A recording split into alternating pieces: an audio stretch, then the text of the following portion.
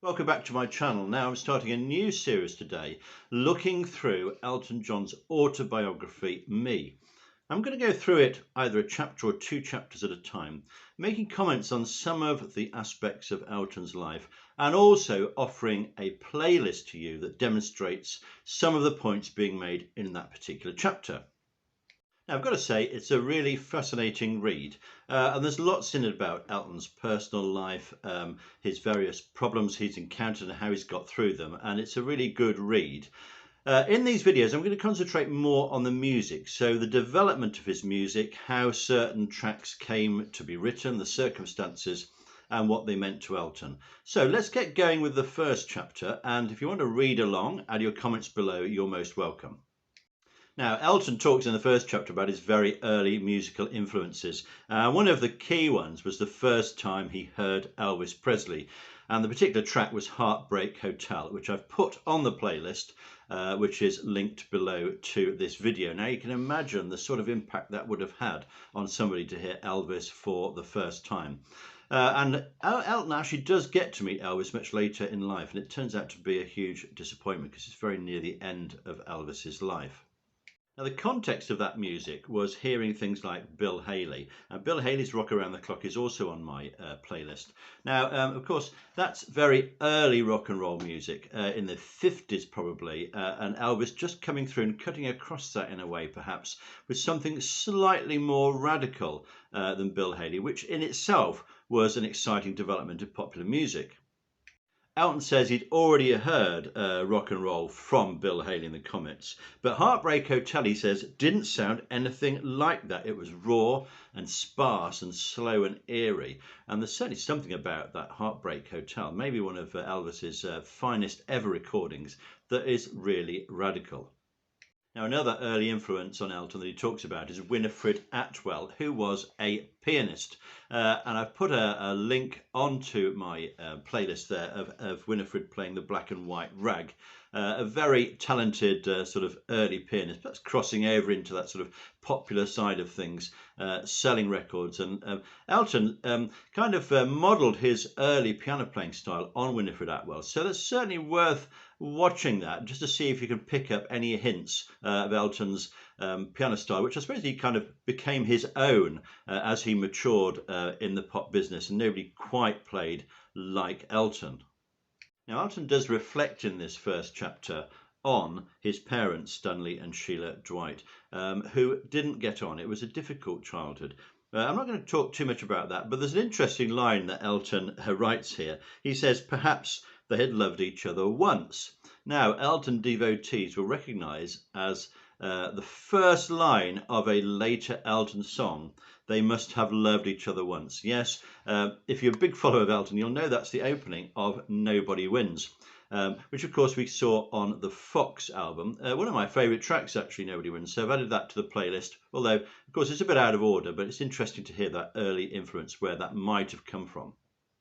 Now, in terms of Elton's piano development, he was able at a very early age to pick out tunes on the piano. Now, this is quite a skill, actually. I've tried a bit myself and can just about do it now, but to do it as a very young child is extremely talented. And one of those early ones was something called the Skater's Waltz, which was new to me, but if you're interested in that, I've put a link to a performance of that by a piano quartet on my playlist as well. Elton says if I'd heard something once, I could go to the piano and more or less play it perfectly. And that is touched upon in the film as well, the Rocket Man film, isn't it? Where he plays, I think, a bit of Mozart. This is at the Royal Academy. And then he stops playing and he says to his teacher, well, that's the only bit you played to me. So he's actually just playing that from memory, which is a great skill to have. It certainly saves a lot of time as well. Now, Elton quickly became a collector of records, and quite an obsessive, and also a great authority on records and their positions in the charts. So if you're a music fan like me, and you probably are, there's nothing better, is there, than having a wonderful record collection, vinyl, CD, whatever, getting it all in order, enjoying revisiting favourite albums. And some of those that influenced Elton early on are people like Jerry Lee Lewis and Little Richard. Elton says these guys sounded unintelligible. And they were the sort of acts that your parents hated. And I suppose there's a little bit in that, isn't there? That as young people, we like to collect and play music that kind of shocked the elder generation. That sort of passes on, doesn't it now? We're the ones who are being shocked by the choices of our children, perhaps. Anyway, so one of them was Tutti Frutti by Little Richard.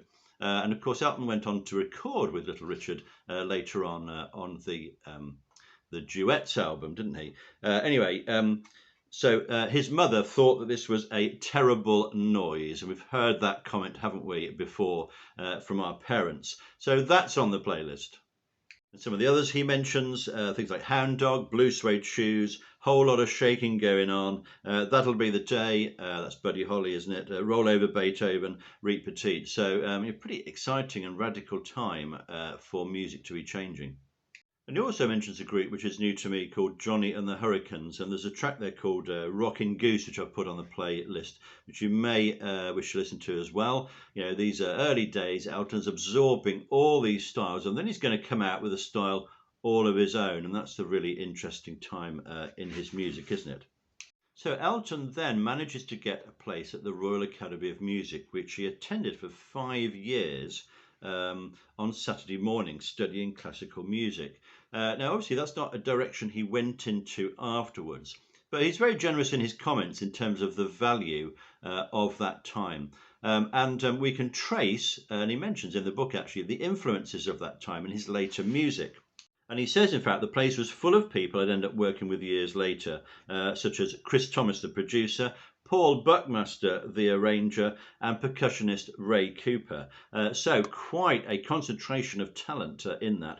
And if you think of some of his later work, such as the Elton John album, and Madman Across the Water as well, and even things like on The Fox, there's heavy orchestral involvement there, and as he says in the book, it made me interested in writing with more than 3 or 4 chords. So thank goodness he had that time at the Royal Academy, because it's led to some great creative melody and harmonic writing.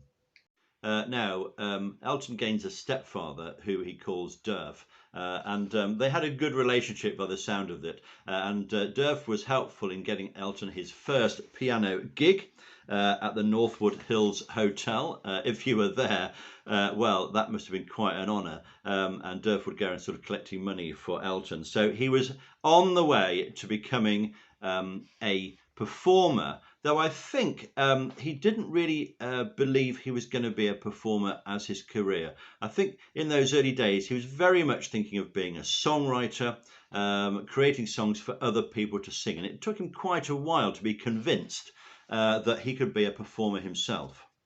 So those are a few thoughts from the first chapter of the book.